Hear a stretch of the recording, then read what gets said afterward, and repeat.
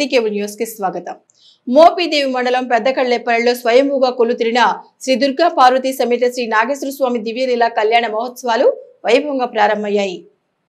మోపిదేవి మండలం పెద్దకళ్లేపల్లిలో స్వయంభూగా కొలువుతీరిన శ్రీ దుర్గా పార్వతీ సమేత శ్రీ నాగేశ్వర స్వామి కళ్యాణ మహోత్సవాల్లో మొదటి రోజు ఆలయ ప్రధాన అర్చకులు బుద్ధు ప్రసాద్ శర్మ బ్రహ్మోత్సవంలో డిప్యూటీ కమిషనర్ దాసరి శ్రీరామ వరప్రసాదరావు ఆధ్వర్యంలో కళ్యాణ మహోత్సవాలను ఘనంగా ప్రారంభించారు.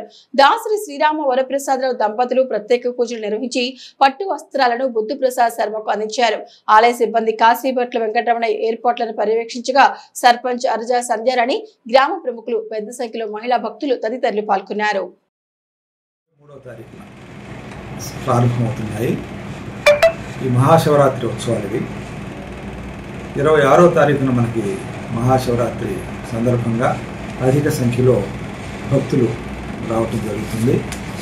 కృష్ణానదిలో పుణ్యస్నానాలు ఆచరించి శ్రీ స్వామివారిని, దుర్గానాగేశ్వర స్వామివారిని దర్శించుకుని ఆశీస్సులు తీసుకుని ప్రసాదాలు స్వీకరించి వెళ్తారు. ఆ రోజు సుమారుగా 1,00,000 మంది వచ్చే అవకాశం ఉందని మా దేవాదాయ శాఖ వారి అంచనా.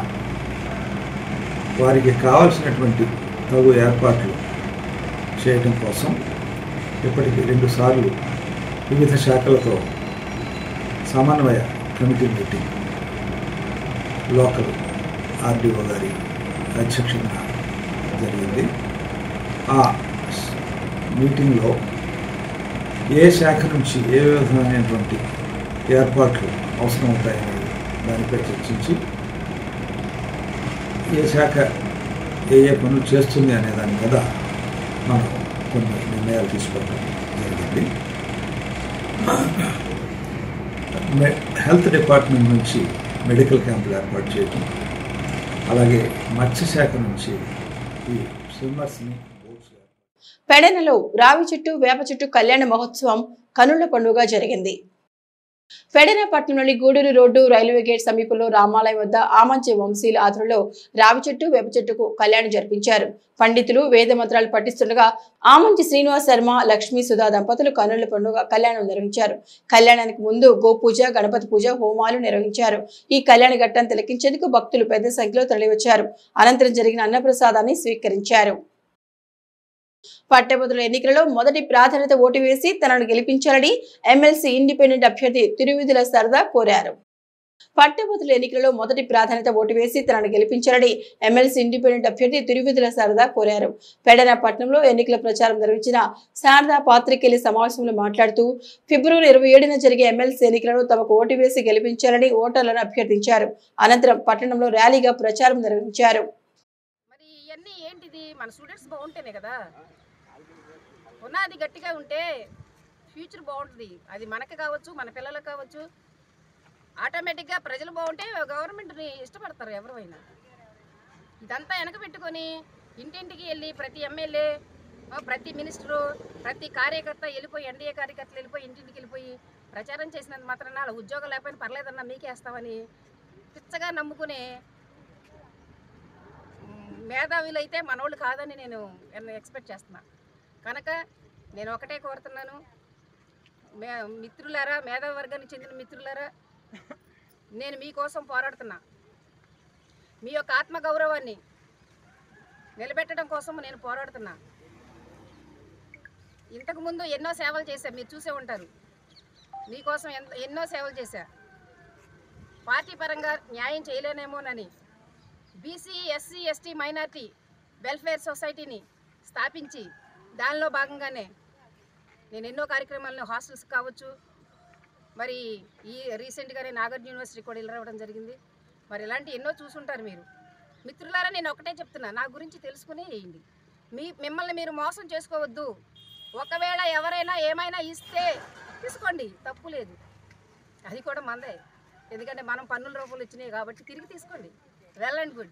బట్ నేను ఒకటే చెప్తున్నా, రేపు ఎలక్షన్కి వెళ్తున్నారనగా ఈ రోజు నైట్ ఒక్కసారి ఆత్మపరిశీలన చేసుకోమని చెప్తున్నాను నేను ప్రతి ఒక్కరిని కూడా. నేనేదో ఆవేశపడి పరిగెత్తి ఏదో పొందుదామని కాదు మిత్రులారా. నాకేం కావాలి చెప్పండి, నాకేం అక్కలు అన్నీ ఉన్నాయి. కానీ నేను మీకోసం పోరాడుతున్నా. ప్రతి క్షణం అణువణువు ప్రజల్లో మమేకమై నేను తిరుగుతూ ఉన్నాను. మీరు అబ్జర్వ్ చేయండి, తెలుసుకోండి. ఎమ్మెల్సీ ఎన్నికల్లో ఆలపాటి రాజేంద్ర ప్రసాద్ అలవకుగా విజయం సాధిస్తారని మచిలీపట్నం ఎంపీ వల్లభనేని బాలశౌరి ధీమా వ్యక్తం చేశారు.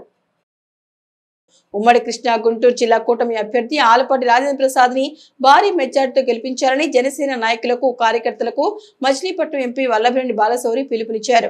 Machilipatnam Janasena party in charge parliament MLC ఎన్నికల సమన్వయకర్త బండి రామకృష్ణ అధ్యక్షతన జరిగిన జనసేన పార్టీ పార్లమెంట్ విస్తృత స్థాయి సమావేశం ఆర్కే ప్యారడైజ్ లో నిర్వహించారు. ఈ సమావేశానికి ముఖ్య అతిథిగా పాల్గొన్న వల్లభనేని బాలశౌరి పార్లమెంట్ పరిధిలోని జనసేన పార్టీ నాయకులు కార్యకర్తలు వీర మహిళలతో ఈ నెల 27వ తేదీన జరగనున్న పట్టభద్రుల ఎన్నికలపై జనసేన పార్టీ శ్రేణులు బాధ్యతగా ఎమ్మెల్సీ ఎన్నికలలో సమన్వయంతో పనిచేయాలని దిశానిర్దేశం చేశారు.